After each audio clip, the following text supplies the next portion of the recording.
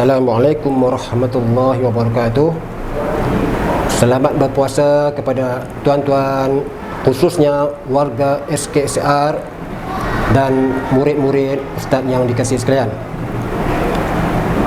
Hari ini kita akan berkongsi cara-cara bagaimana kita hendak menyambut ataupun menerima kedatangan Ramadan pada tahun ini. Seperti mana tahun-tahun lepas, kita akan kongsikan bersama empat cara sebagai umat Islam bagaimana kita akan bersedia untuk menyambut kedatangan Ramadan. Yang pertamanya hendaklah kita perbaiki niat, yakni perbaiki niat sebelum kedatangan Ramadan yang akan menjelang tiba, iaitu sebelum dikira-kira pada bulan Syaban, sebelum masuknya Ramadan, kita dah tekad dan berazam untuk melakukan amal ibadah, untuk menyempurnakan amalan Ramadan kita pada tahun ini lebih baik daripada tahun-tahun yang akan datang. Firman Allah Subhanahu wa taala, a'udzubillahi minasyaitonir rajim, wa ma umiru illa liya'budullaha mukhlishina lahuddin, yang bermaksud padahal mereka tidak diperintahkan melainkan supaya menyembah Allah dengan ikhlas ibadat kepadanya. Surah Al-Bayyinah ayat 5.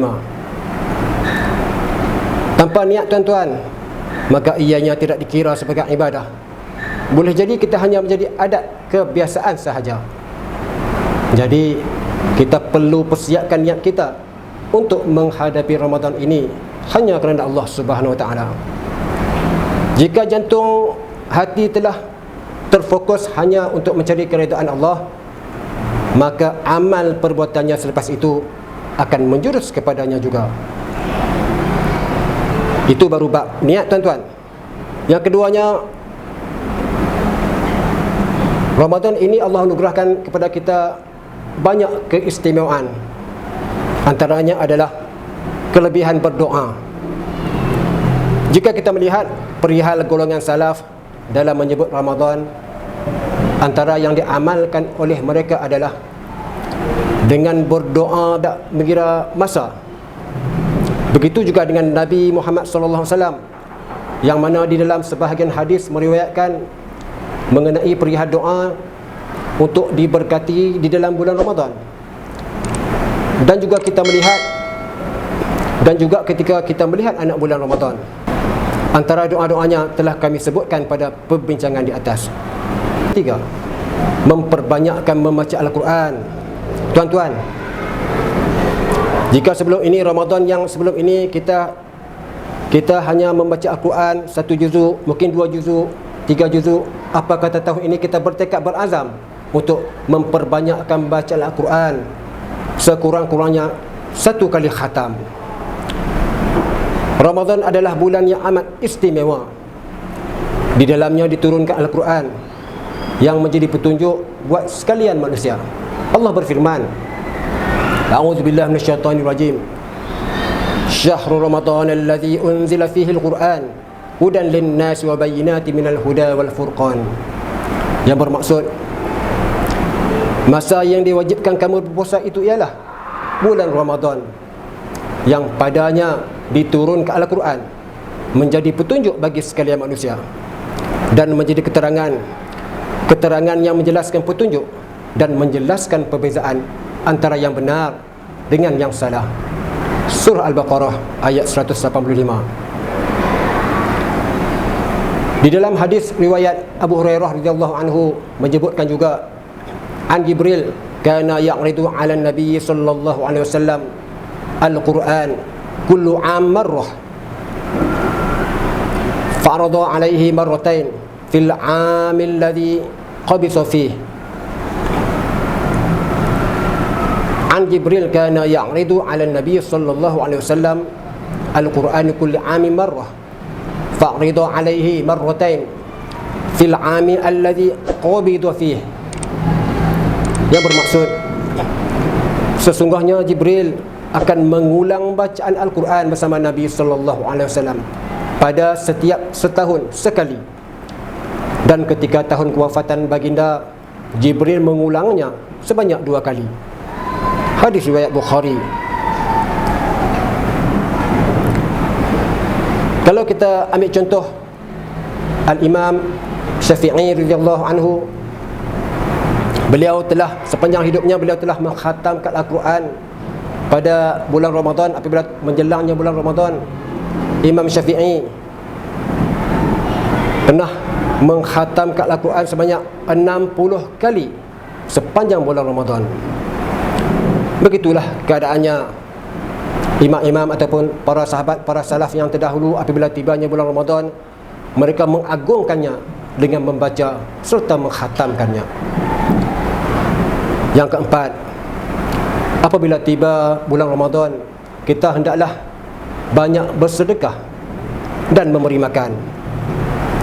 Dalam sebuah hadis riwayat Imam Bukhari rahimahullah daripada Ibnu Abbas radhiyallahu anhuma, yang bermaksud adalah Nabi seorang yang paling pemurah dan menjadi lebih pemurah pada bulan Ramadan. Ketika Jibril AS bertemu dengannya, adalah Jibril bertemu dengan Nabi Muhammad pada setiap malam pada bulan Ramadan untuk mengulang kaji Al-Quran, dan kemudiannya Rasulullah menjadi lebih pemurah daripada hembusan angin yang pantas. Hadis riwayat Al-Bukhari. Banyaknya Nabi bersedekah, tuan-tuan, pada bulan Ramadan menunjukkan bahawa bersedekah pada bulan ini terdapat kelebihannya yang tersendiri. Dalam sebuah hadis riwayat Anas radhiyallahu anhu menyebutkan, yang bermaksud, ditanyakan Nabi Muhammad sallallahu alaihi wasallam, puasa apakah yang terbaik selepas Ramadan? Lalu jawab Nabi, puasa di bulan Syaban, untuk mengagungkan Ramadan. Ditanya lagi, sedekah apakah yang paling afdal? Lalu jawab Nabi, sedekah di bulan Ramadan. Begitu juga, tuan-tuan, dengan memberi makan dan menyediakan makanan juadah untuk berbuka puasa kepada orang lain. Ianya juga adalah dari jenis sedekah, bahkan mempunyai ganjaran yang tersendiri.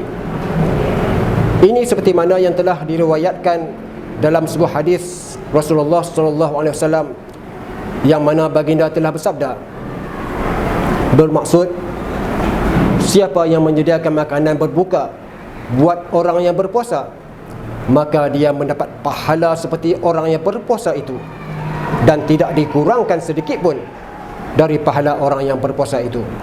Hadis riwayat Tirmizi. Dan yang terakhir, jangan kita lupa untuk melakukan qiyamul lail.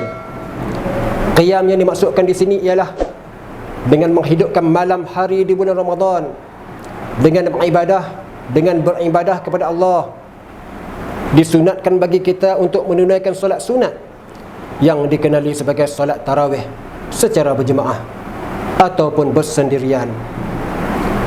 Terdapat sebuah hadis yang menceritakan tentang ganjaran bagi mereka yang menunaikan qiyam, iaitu seperti mana sabda Rasulullah sallallahu alaihi wasallam, man qama ma'al imam hatta yansarifa kataballahu lahu qiyamal lailah.